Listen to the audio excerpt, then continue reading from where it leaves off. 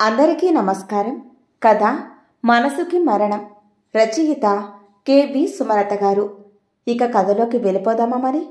చాలా కాలానికి కథ రాయాలని పెన్ను పేపరు తీసుకుని కూర్చున్నాను. రాయాలన్న కోరిక బలంగా ఉంది, కానీ ఎలా మొదలు పెట్టాలో ఎక్కడ ఆపాలో తెలియడం లేదు.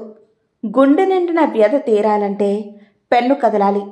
ఊహ తెలిసిన నాటి నుండి నా మనసులోని కష్టం సుఖం తెల్ల కాగితానికి తెలిసినంత బాగా ఎవరికీ తెలియదేమో. కోటి ఆశలతో కాకపోయినా సగటు ఆడపిల్లలా అత్తగారింట్లో అడుగు పెట్టాను. అడుగడుగున ఆడపడుచుల ఆంక్షలు, అత్తమామల అధికారాలు, ఇవన్నీ చాలవన్నట్లు భర్త నిరంకుశ ప్రవర్తన, పనివాళ్ల ముందు బంధువుల ముందు అవమానించడం. ఈ కాలంలో కూడా ఇలాంటి వ్యక్తులున్నారా అని ఆశ్చర్యం కలిగేది. నా దురదృష్టానికి నన్ను నేనే నిందించుకొని కాల ప్రవాహంలో జీవన పయనం సాగించాను. మనిషిగా నాకంటూ ఓ వ్యక్తిత్వం ఉందని మరిచిపోయాను. నేను మంచి పని చేసినా మా ఆయన దృష్టిలో చెడ్డగానే కనిపిస్తుంది. నాకంటూ తెలివి ఉండడం అన్న ఆలోచన ఆయన భరించలేరు. తెలివితేటలు లేని దద్దమ్మగా కనిపిస్తూ ఆయనతో నాకేమీ తెలీదు, మీరు చెప్తేనే నాకు తెలుస్తుంది, మీ మాటే నాకు వేదం అంటూ ఉంటే మా ఆయన ముఖం వెలిగిపోయేది. నాకు మాత్రం ఆయన ముఖంలో అహంకారం చూస్తుంటే నేను చెప్పేది పచ్చి అబద్ధం అని పెద్దగా అరవాలనిపించేది. కానీ దాని పర్యవసానం తెలుసు కాబట్టి మౌనం వహించేదాన్ని. నాకు మీరు ఊహించుకునేదానికన్నా ఎక్కువే తెలుసు. నాకంటూ కొన్ని కోరికలున్నాయి, కొన్ని ఆశయాలున్నాయి అని నోరు తెరిచి చెప్పే అవకాశం ఎప్పుడూ రాలేదు అనే కన్నా వచ్చినా నేను విఫలమయ్యాను అనడం సబబుగా ఉంటుంది. ఏదైనా చెప్పాలని నోరు తెరిస్తే, చెప్పావులే, నువ్వు చెప్పేంత కింది స్థాయిలో నేను లేను, నీ పుట్టింటి ధ్యాస తప్ప మొగుడి తరపు వాళ్ళ మీద పట్టింపు ఉందా అని పెద్ద పెద్ద అరుపులు అరిచి మీదకు వచ్చేవారు. వాస్తవానికి నా పుట్టింటి వాళ్ళు ఆయనకి దడిసి ఏదైనా అవసరాలకు మాత్రమే వస్తారు. ఆయనతో మాట్లాడే సాహసం కూడా చేయరు. అయిన వాళ్ళని ఏదో ఒక రకంగా తిడుతూ నన్ను బాధ పెట్టడంలో పైశాచిక ఆనందాన్ని పొందుతారీనా. భయంకరమైన గొంతుతో అరుస్తూ ఉంటే పిల్లలిద్దరూ భయపడిపోయి నా వెనక్కు వచ్చి దాక్కునేవారు. మా వారికి కుటుంబ అవసరాలు తీర్చడంతో మగవాడిగా ఆయన బాధ్యత తీరిపోయినట్లే అని ఫీల్ అయ్యేవారు. ఏనాడు పిల్లలను ప్రేమగా అక్కున చేర్చుకోవడం నేను చూడలేదు. అలా చేస్తే వాళ్ళు గారాబంతో చెడిపోతారు అని ఆయన దృఢ విశ్వాసం. పాపం, తోటి పిల్లలు వాళ్ళ నాన్నలతో షికార్లకు వెళుతుంటే పిల్లలిద్దరూ బెక్కమొహంతో నన్ను చూసేవాళ్ళు. నాకు నా బాధ్యత రెట్టింపైనట్లనిపించేది. నేనే ఆదివారాలు పార్కులకి, అప్పుడప్పుడు సినిమాలకి తీసుకెళ్లేదాన్ని. వాళ్లే నా ప్రపంచంగా, నాకంటూ వేరే వ్యాపకం లేదన్నట్లుగా బతకడం మొదలుపెట్టాను. మా వారి నిరంకుశ ధోరణిని కూడా మనసుకు తీసుకోవడం మానేశాను. కాలం ఆయనకున్న దురలవాట్ల ప్రభావంతో అనారోగ్యాలను తెచ్చింది. వాటి వల్ల ఇంకాస్త కోపం, అసహనం పెరిగాయి. అప్పటి వరకు మానసికంగా నలిగిపోతున్న నేను శారీరకంగా కూడా బాధింపబడడం మొదలయ్యింది. అన్ని పిల్లల కోసం భరించేదాన్ని. దూరంగా ఉన్న పుట్టింటి వాళ్ళకి కూడా నా బాధ ఎప్పుడూ చెప్పుకునేదాన్ని కాదు. దానివల్ల ఎటువంటి ఉపయోగం లేకపోగా వాళ్లను బాధకు గురి చేయడం నాకు నచ్చేది కాదు. నాలాంటి దుస్థితి పగవాళ్ళకి కూడా రాకూడదని దేవుడిని నిత్యం ప్రార్థించేదాన్ని. నా అదృష్టం జీవిత భాగస్వామి విషయంలో లేకపోయినా కన్నపిల్లలిద్దరూ మాట వినేవారు. నా పెంపకంలో చక్కటి విద్యనభ్యసించారు. నేనంటే ప్రాణంగా ఉండి చెప్పిన మాట వినేవారు. అవకాశాలు వాళ్ళని వెతుక్కుంటూ వచ్చాయి. ఇద్దరు పిల్లలు నా రెండు కళ్ళు అనుకునేదాన్ని. చదువు నిమిత్తం విదేశాలకు వెళతామంటే ఆయన ససేమిరా వద్దు అన్నారు. అప్పటి వరకు అన్నింటినీ మౌనంగా సహించే నేను ఊరుకోలేదు. నా బంగారం అంతా ఇచ్చేశాను. ఎడ్యుకేషన్ లోను తీసుకుని పంపమని వాళ్లను నిరాశపరచవద్దని గొడవ చేశాను. పెద్దవాడు వెళ్లిన 2 ఏళ్లకు చిన్నవాడు వెళ్లాడు. వెళ్లినందుకు పిల్లలు కష్టపడ్డారు. చదువు పూర్తి చేసుకుని ఉద్యోగాలలో స్థిరపడ్డారు. లోను కట్టేశారు. నా బంగారం నాకు తిరిగి వచ్చేసింది. ఉదయం సాయంత్రం పిల్లల మాటలతోనే తెల్లవారేది. పిల్లల మాటలతోనే రాత్రయ్యేది. పెద్దవాడు వేరే కులం అమ్మాయిని చేసుకుంటాను అని మెల్లిగా నా చెవిన వేశాడు. గుండె గుబేలు మంది. ఆయనకి ఎలా చెప్పాలా అని భయపడ్డాను. కాని చెప్పకపోతే వాడితో బాధ, చెప్తే ఆయనతో గొడవ తప్పదని అర్థం చేసుకుని ఆయనకు చెప్పాను. అనుకున్నట్లే ఇంతెత్తున ఎగిరిపడ్డారు. సర్ది చెప్పాలనుకున్నా ఎంతమాత్రం వినలేదు. వద్దన్నా అమెరికా పంపించావు కదా, ఈ పెళ్లి కూడా నువ్వే కుదిర్చావా? అందుకే సర్ది చెప్తున్నావా అని చెంప పగలకొట్టారు. నాకేమీ తెలీదు అన్న మూర్ఖంగా వాదించారు. ఇవేమీ బాబుకు చెప్పకుండా అన్యకులస్తులను చేసుకోవడంలో సమస్యలు చెప్పడానికి ప్రయత్నించాను. వాడు చేసుకుంటే ఆ అమ్మాయినే చేసుకుంటాను, నువ్వు వద్దంటే ఇలాగే ఉండిపోతాను అన్నాడు. చేసేదేమీ లేక ఆయనతో మళ్లీ పోరాటం సాగించాను. ఎన్నో రోజుల నా కన్నీటి ఫలితంగా వాడి పెళ్లి జరిగింది. సంతోషంగా తిరిగి మళ్లీ అమెరికా వెళ్ళిపోయారు. వాళ్ళు వెళ్ళిపోయినా ఆ పెళ్లి నా కారణంగానే జరిగిందని, గొడవ జరిగినప్పుడల్లా ఈయన నన్ను మానసికంగా హింసిస్తూనే ఉన్నారు. ఒక్కోసారి ఆయనకి అందనంత దూరంగా పారిపోవాలని అనిపిస్తుంది. కాని అది పిరికి వాళ్ళు చేసే పని అని నన్ను నేనే ఓదార్చుకుంటాను. బాధ్యతల బరువు నుండి తప్పుకోవడం తప్పు అని సరిపెట్టుకుంటాను. కొంతకాలానికి రెండవ వాడికి ఆయన బంధువుల తరపున సంబంధం కుదిరింది. మా వారి హడావడికి అంతే లేకుండా పోయింది. పెద్దవాడి పెళ్లిలో పోయిన పెత్తనమంతా ఇప్పుడు చూపించుకున్నారు. అజమాయిషీ చేశారు. ఆరోగ్యం సరిగ్గా లేని మనిషి కావడం వల్ల నీరసపడ్డారు. పెళ్లిలో స్టేజీ మీద పంతులు గారు అడిగిన కండువా వెతుకుతున్న నా మీద, మర్చిపోయావా? అసలు పెట్టావా లేదా? నీలాంటి చవటని పెళ్లి చేసుకోవడం నా ప్రారబ్ధం అని అరుస్తూ కళ్ళు తిరిగి పడిపోయారు.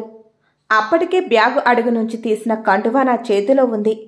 పడిపోయిన ఆయనను అందరూ చుట్టుముట్టారు. నాకు అంతమంది జనం మధ్యలో నన్ను తిట్టిన తిట్లతో భరించలేనంత అవమానంగా అనిపించింది.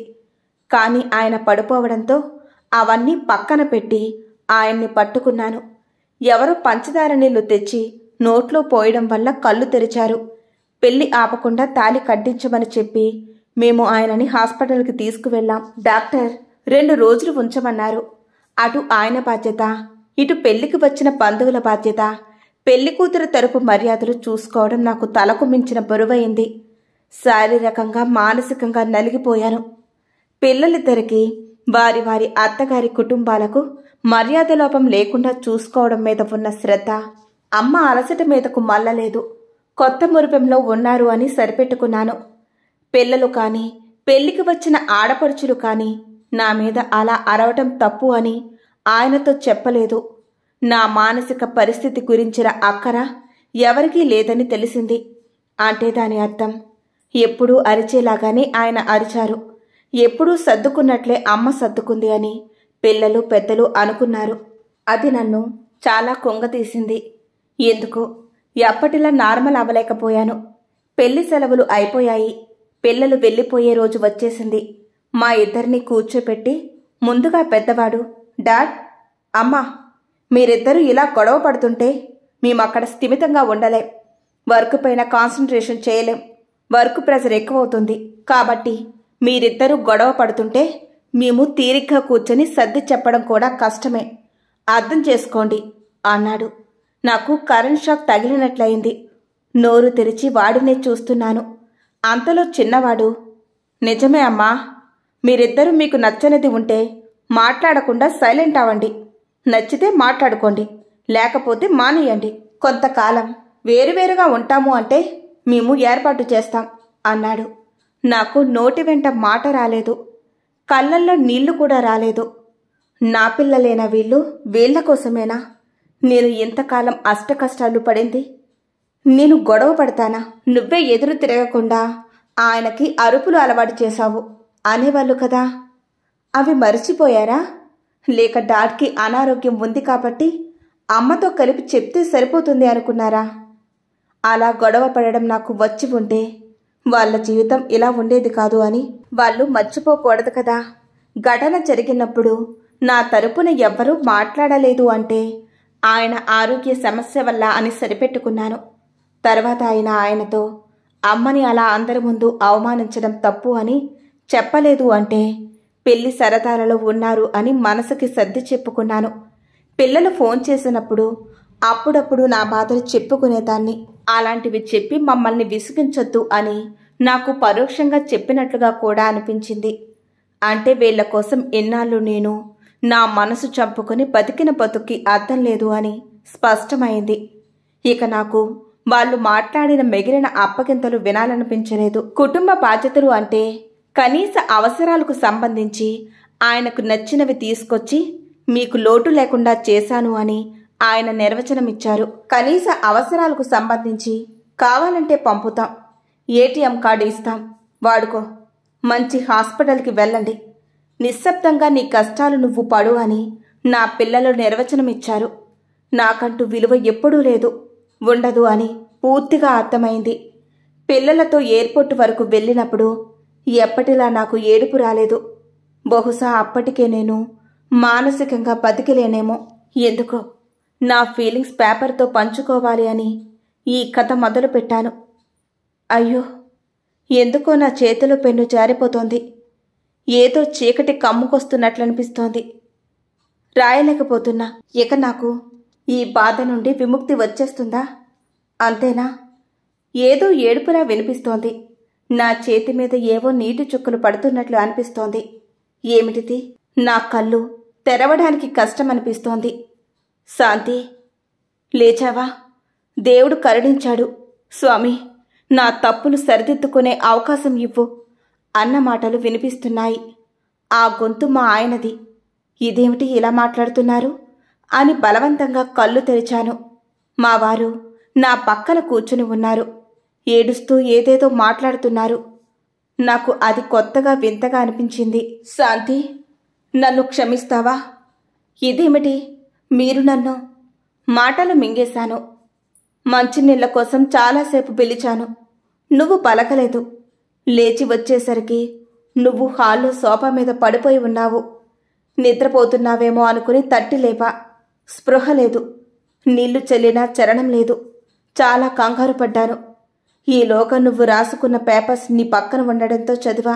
ఎన్నాళ్ళు నేను నీ పట్ల ప్రవర్తించిన తీరు, నువ్వు అనుభవించిన బాధ అన్నీ అర్థమయ్యాయి. ఇంతకాలం ఎంత మూర్ఖంగా ఉన్నాను నేను. నా కళ్ళకు కప్పిన పొరలు తొలగినట్లయింది. నువ్వు నాకు దూరం అయిపోయావనిపించింది. నా తప్పును నేను సరిదిద్దుకునేది ఎలా అని దిక్కుతోచలేదు. ఎప్పుడూ దేవుడిని తలవని నేను నీకోసం ఆయనను ప్రార్థించాను. నన్ను క్షమించగలవా శాంతి? గొంతంతా దుఃఖంతో నిండి ఉంది. ఆయనని ఏడవద్దు అని వారించాను. నిజంగానే ఆయన తన తప్పును తెలుసుకున్నారా? ఎన్నాళ్లకు ఈ జీవిత చరమంకంలో మనసుకు ఏదో తెలియని ఊరట. కళ్ళు మూతర పడుతుంటే నిద్రలోకి జారుకున్నాను. ఇంతటితో ఈ కథ సమాప్తం. మీకు ఈ వీడియో నచ్చితే లైక్ చేయండి, షేర్ చేయండి, కామెంట్ పెట్టండి. మా ఛానల్ని తప్పకుండా సబ్స్క్రైబ్ చేసుకోవడం మర్చిపోకండి.